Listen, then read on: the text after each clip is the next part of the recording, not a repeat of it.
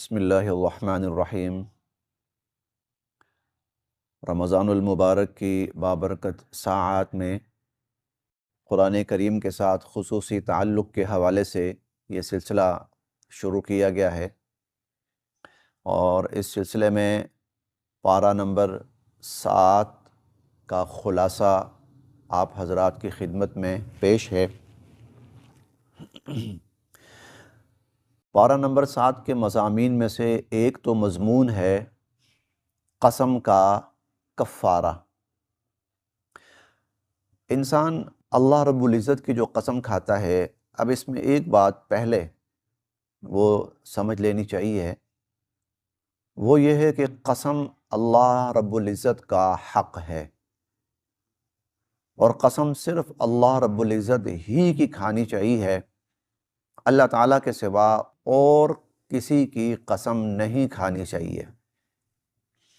نبی علیہ السلام اس حوالے سے فرماتے ہیں، من کان حالفا فلیحلف باللہ، تم میں سے جس شخص کو بھی قسم کھانے کی ضرورت پڑ جائے اور وہ قسم کھائے تو فلیحلف باللہ، وہ اللہ کی قسم کھائے، او لیصمت، اور یا نہیں تو پھر خاموش رہے۔ اور دوسری جگہ آپ نے فرمایا کہ من حلف لغیر اللہ، جس نے اللہ کے سوا کسی اور کی قسم کھائی، فقد اشرک باللہ، تو اس نے اللہ کے ساتھ شرک کیا ہے۔ اللہ کے سوا اور کسی کی قسم کھانا وہ اللہ کے ساتھ شرک ہے۔ اسی لیے قسم جب بھی کھانے کی کبھی ضرورت پڑے تو اللہ رب العزت کی قسم کھانی چاہیے۔ اب انسان جو قسم کھاتا ہے وہ 3 طرح کی ہے۔ ایک تو تقیہ کلام ہوتا ہے، لوگ بات بات پہ قسم، اللہ کی قسم، اہل عرب کہتے رہتے ہیں واللہ واللہ باللہ تاللہ۔ اس کو تو اللہ رب العزت نے یمین لغو قرار دیا ہے، اور یعنی اس سے احتیاط کرنی چاہیے، نہیں قسم کھانی چاہیے اس طرح۔ ایک قسم ہے جو آدمی گزشتہ کسی کام پہ کھاتا ہے، تو اگر وہ سچی قسم کھا رہا ہے کہ اللہ کی قسم میں نے کل یہ کام کیا یا میں نے کام نہیں کیا، قسم سچی کھا رہا ہے تو چلیں پھر تو ٹھیک ہے۔ لیکن اگر وہ جھوٹی قسم کھا رہا ہے تو اس کو یمین غموس کہا جاتا ہے، یعنی جس کے عوض اللہ رب العزت اس کو جہنم کی آگ کے اندر غوطے دیں گے۔ تیسری جو قسم جو آج کے خاص طور پر اس سبق سے متعلق ہے، وہ ہے انسان مستقبل کے حوالے سے کسی کام کے کرنے یا نہ کرنے کی قسم کھائے۔ اللہ کی قسم کھا کر کہے کہ میں یہ کام کروں گا، یا اللہ کی قسم کھا کر کہے کہ میں یہ کام نہیں کروں گا۔ تو ایسی صورت میں جب اس نے قسم کھائی ہے تو اس کو قسم پوری کرنی پڑے گی۔ اللہ کا نام لے کر اللہ کے نام سے قسم کھائی ہے تو اس کو یہ قسم پوری کرنی پڑے گی۔ اگر کسی وجہ سے وہ اپنی قسم پوری نہیں کرتا اور اس کی قسم ٹوٹ جاتی ہے اور وہ قسم توڑ بیٹھتا ہے تو پھر اس کو اس کا کفارہ ادا کرنا پڑے گا۔ اب کفارہ کیا ہے؟ اللہ تعالیٰ نے کفارے میں 4 طرح کی چیزیں ذکر فرمائی ہیں۔ پہلی چیز فرمائی ہے کہ فَكَفَّارَتُهُ اطعام 10 مساکین، وہ کفارے کے طور پر 10 مسکینوں کو، 10 محتاجوں کو کھانا کھلائے۔ او کسوتہم، اور دوسری چیز یہ بیان فرمائی کہ اگر کھانا نہیں کھلا سکتا تو پھر ان کو لباس مہیا کرے۔ تیسری چیز فرمایا کہ وہ کوئی ایک غلام آزاد کرے، تحریر رقبہ، غلام آزاد کرے۔ یہ خیر آج کل ممکن نہیں ہے۔ اور چوتھی چیز اللہ رب العزت نے کفارے کے بارے میں یہ ارشاد فرمائی کہ اگر کوئی یہ چیز تینوں میں سے کوئی چیز نہیں کر سکتا تو پھر فکفارتہ، تو اس کا کفارہ ہے صیام 3 ایام، وہ 3 دن روزے رکھے۔ یہ قسم کا کفارہ ہے کہ مستقبل میں کسی کام کے کرنے یا نہ کرنے کی قسم کھائی اور اس قسم کو پورا نہیں کر پایا تو اب پھر اس کو اس کا کفارہ ادا کرنا پڑے گا۔ ایک مضمون یہ بیان ہوا۔ دوسرا مضمون جو اس پارے میں 7ویں پارے میں بیان ہوا، اللہ تعالیٰ نے 4 چیزوں کے قطعی حرام ہونے کا ذکر فرمایا، اور وہ 4 چیزیں کیا ہیں؟ انما الخمر، شراب، والمیسر جوا، والانصاب ہر قسم کی بت پرستی، والازلام اور جوئے کے تیر۔ یہ 4 چیزیں ہیں، اللہ رب العزت نے ان 4 چیزوں کی حرمت بیان فرمائی کہ یہ حرام ہیں، فاجتنبو، تم نے ان سے اجتناب کرنا ہے، ان سے رکنا ہے اور ان سے بچنا ہے۔ تیسرا جو مضمون اللہ رب العزت نے بیان فرمایا ہے وہ ایک غیبی آزمائش سے متعلق ہے۔ انسان جب احرام باندھ لیتا ہے تو احرام باندھ لینے کے بعد اس پر کچھ پابندیاں عائد ہوتی ہیں، اور ان پابندیوں میں سے ایک پابندی یہ بھی ہوتی ہے کہ انسان شکار نہیں کر سکتا۔ اب صحابہ کرام رضوان اللہ علیہم اجمعین احرام کی حالت میں ہیں اور شکار سامنے موجود ہے۔ جب احرام کی حالت میں نہیں ہوتے تو شکار نہیں ہے، اور اب احرام کی حالت میں ہیں، شکار کرنا منع ہے، تو شکار موجود ہے لیکن احرام کی وجہ سے اس کو ہاتھ بھی نہیں لگا سکتے۔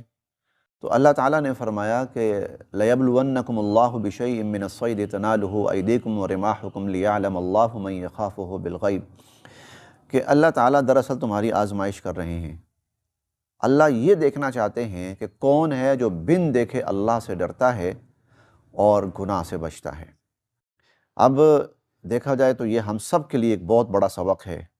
سامنے دیکھنے والا کوئی ہے یا نہیں ہے، انسان گناہ پہ قادر ہے، آیا وہ اس گناہ سے بچتا ہے اللہ کے لیے؟ یہ آزمائش ہے، یہ امتحان ہے۔ اللہ تعالی ہمیں ایسے ہر امتحان اور ایسی ہر آزمائش کے اندر سرخرو اور کامیاب فرمائے۔ چوتھا جو مضمون آج 7ویں پارے میں بیان ہوا ہے وہ ہے نزول مائدہ۔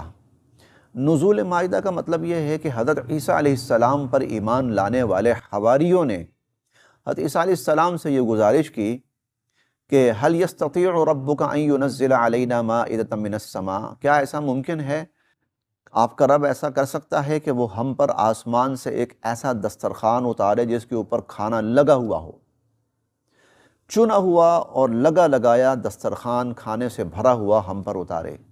عیسیٰ علیہ السلام نے پہلے تو ان کو منع کیا کہ کیا تم اللہ کو آزمانا چاہتے ہو، اللہ ایسا کر سکتا ہے یا نہیں؟ وہ کہنے لگے نہیں، ہمارا مقصد قطعاً اللہ رب العزت کی ذات کو آزمانا نہیں ہے، بلکہ نرید ان نأکل منہا وتطمئن قلوبنا، ہم تو اپنے دلوں کا مزید اطمینان چاہتے ہیں، ونعلم ان قد صدقتنا، اور تاکہ آپ جو ہمیں اللہ کی ذات پر ایمان کی دعوت دے رہے ہیں تو اس میں اور اضافہ ہو جائے۔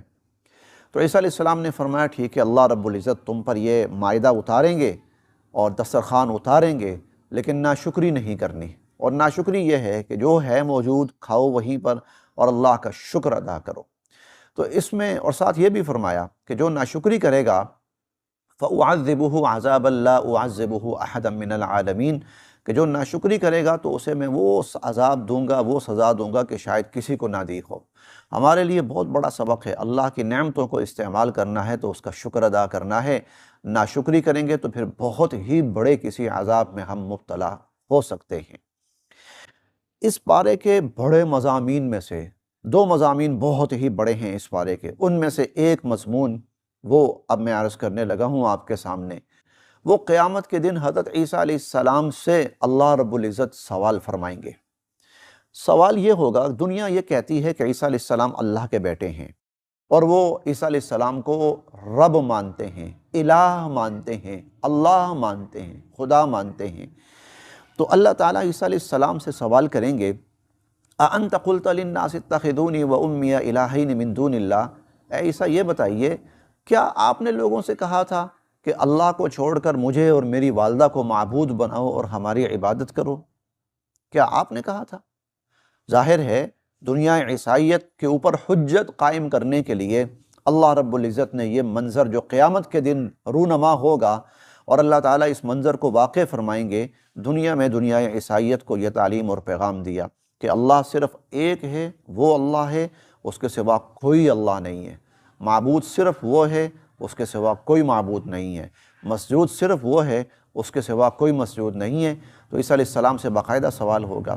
عیسیٰ علیہ السلام فرمائیں گے کہ سبحانک ما یکون لی ان اقول ما لیس لی بحق، مجھے تو یہ بات کہنے کا حق ہی نہیں تھا، ان کنت قلتہ فقد علمت، یا اللہ میں نے کہا ہوتا تو آپ جانتے ہوتے، تعلم ما فی نفسی ولا اعلم ما فی نفسک، میرے دل میں بھی جو کچھ آتا ہے آپ جانتے ہیں، ما قلت لهم الا ما امرتنی بہ ان اعبدوا اللہ، میں نے تو ان کو وہی کہا تھا جس کا آپ نے مجھے حکم دیا تھا کہ ان اعبدوا اللہ ربی و ربکم، کہ اللہ ہی کی عبادت کرو جو میرا بھی رب ہے اور تمہارا بھی رب ہے۔ تو پوری دنیا عیسائیت ہی نہیں، پوری انسانیت کے اوپر یہ حجت قائم کی جا رہی ہے، اللہ کے سوا کسی کی عبادت نہیں کرنی، اور جن کو اللہ کے سوا معبود بناؤ گے اللہ تعالیٰ انہی کی زبانی یہ شہادت اور اقرار کروائیں گے کہ جنہوں نے ان کو معبود بنایا وہ جھوٹے ہیں اور وہ غلط ہیں۔ اس پارے کے مضامین میں سے ایک مضمون وہ بھی ہے، قیامت کے روز انسانیت اللہ کے سامنے کھڑی ہوگی، اور خاص طور پر وہ لوگ جو اللہ کے سامنے کھڑے ہونے اور آخرت کا انکار کرتے ہیں، تو ان کا ایک بڑا ہی عجیب اور بڑا ہی بے بسی والا انداز ان کا ذکر کیا گیا ہے قرآن کریم میں۔ وَلَوْ تَرَىٰ إِذْ وُقِفُوا عَلَى النَّارِ، اگر آپ دیکھیں جب یہ لوگ جہنم کی آگ کے سامنے کھڑے کیے جائیں گے، فَقَالُوا يَا لَيْتَنَا نُرَدُّ، کہیں گے یا اللہ کاش کسی طرح ہم واپس دنیا میں چلے جائیں، نُرَدُّ وَلَا نُكَذِّبَ بِآيَاتِ رَبِّنَا، اب ہم کبھی اپنے رب کی آیات کو نہیں جھٹلائیں گے۔ سے کہا جائے گا نہیں، کلا، سوال ہی پیدا نہیں ہوتا کہ واپس جا سکو۔ وَلَوْ تَرَىٰ إِذْ وُقِفُوا عَلَىٰ رَبِّهِمْ، اگر آپ اس منظر کو دیکھیں جب یہ اپنے رب کے سامنے کھڑے کیے جائیں گے، قَالَ أَلَيْسَ هَٰذَا بِالْحَقِّ، اللہ فرمائیں گے اب بتاؤ حشر، جنت، جہنم، آخرت، حساب حق ہے کہ نہیں؟ قَالُوا بَلَىٰ وَرَبِّنَا، وہ کہیں گے ہمارے رب کی قسم بالکل حق ہے۔ قَالَ فَذُوقُوا الْعَذَابَ بِمَا كُنتُمْ تَكْفُرُونَ، اللہ فرمائیں گے چلو اب عذاب چکھو کیونکہ تم دنیا کے اندر کفر کیا کرتے تھے۔ یہ بے بسی ہوگی ان لوگوں کی کہ وہ واپس جانے کی تمنا کریں گے، خواہش کریں گے، ان سے کہا جائے گا اب صرف عذاب ہے، اب عذاب بھگتو۔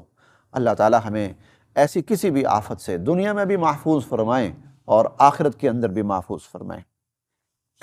اس کے ساتھ ساتھ ایمان والا وہ چاہے دنیاوی اعتبار سے غریب ہو، دنیاوی اعتبار سے کم حیثیت تصور کیا جاتا ہو، اللہ کے ہاں اس کی بہت بڑی عزت ہے، اللہ کے ہاں اس کا بہت بڑا مقام ہے، اور اللہ کے ہاں اس کی بہت بڑی شان ہے۔ اس کا اندازہ اس بات سے لگائیں کہ مشرکین نے نبی کریم صلی اللہ علیہ وسلم سے کہا کہ آپ کے ارد گرد جو یہ لوگ بیٹھے ہیں نا، یہ تو ہمارے معاشرے کے بڑے ہی کم حیثیت لوگ ہیں، ان کے ساتھ بیٹھنا ہماری شان کے خلاف ہے۔ یہ ایمان لا چکے ہیں حضور علیہ الصلوۃ والسلام پر، مشرکین کہتے ہیں ان کو ہٹائیے، ہم آئیں تو یہ نہ بیٹھے ہوں، ان کے ساتھ بیٹھنا ہمارا سٹیٹس نہیں ہے، ہمارا سٹینڈرڈ بہت بڑا ہے، ہم ان کے ساتھ نہیں بیٹھ سکتے، یہ لو سٹیٹس لو سٹینڈرڈ لوگ ہیں۔ تو اللہ رب العزت نے فرمایا وَلَا تَطْرُدِ الَّذِينَ يَدْعُونَ رَبَّهُمْ بِالْغَدَاةِ وَالْعَشِيِّ، اے نبی علیہ الصلوۃ والسلام جو اللہ پر ایمان رکھتے ہیں، اللہ کو رب مانتے ہیں، اس کی عبادت کرتے ہیں، اس کے سامنے ہاتھ جوڑتے ہیں، اس کا ذکر کرتے ہیں، کافر اور مشرک جتنی مرضی بڑی حیثیت والے ہیں، ان کی وجہ سے آپ نے ان کو دور نہیں کرنا، بلکہ اس پر تو اللہ رب العزت نے حضور علیہ الصلوۃ والسلام کے لیے اس قدر بڑا لفظ ارشاد فرمایا ہے کہ اس کا ترجمہ کرنا بھی مشکل ہے، فَتَطْرُدَهُمْ فَتَكُونَ مِنَ الظَّالِمِينَ، بہت ہی بڑا لفظ ہے۔ اور پھر یہ بھی فرمایا وَإِذَا جَاءَكَ الَّذِينَ يُؤْمِنُونَ بِآيَاتِنَا، جب یہ ایمان والے آپ کے پاس آئیں فَقُلْ سَلَامٌ عَلَيْكُمْ، آپ ان کو سلام کیجئے، آپ ان کو کہیے تم پر سلامتی ہو۔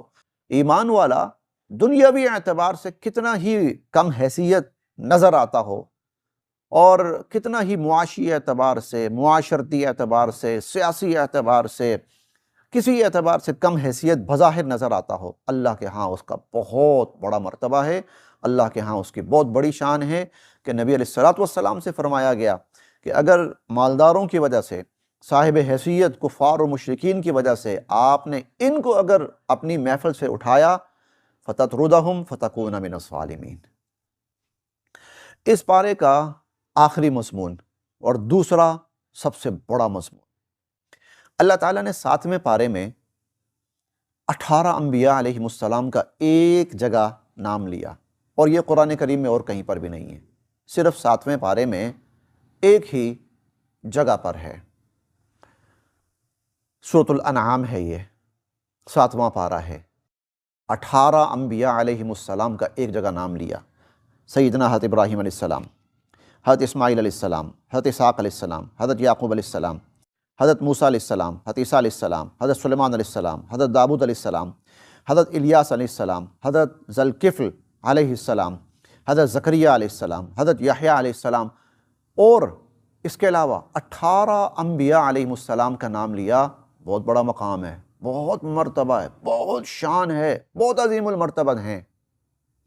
لیکن ایک بات ساتھ ارشاد فرمائی، وَلَوْ أَشْرَكُوا، اللہ کے ساتھ شرک اتنا بڑا جرم ہے، اتنا بڑا گناہ ہے، اس قدر ناقابل برداشت عمل ہے اللہ کے ہاں کہ اگر یہ اتنے بڑے مرتبے کے حامل انبیاء علیہم السلام، انہوں نے بھی اگر اللہ کے ساتھ شرک کیا، لَحَبِطَ عَنْهُمْ مَا كَانُوا يَعْمَلُونَ، اللہ تعالیٰ ان کے سارے اعمال، ان کی ساری نیکیاں، ان کی ساری عبادات، ان کی تبلیغ، ان کا اصلاح کی کوشش، ان کا تقوی، اللہ سب ضائع اور برباد کر کے رکھ دیں گے۔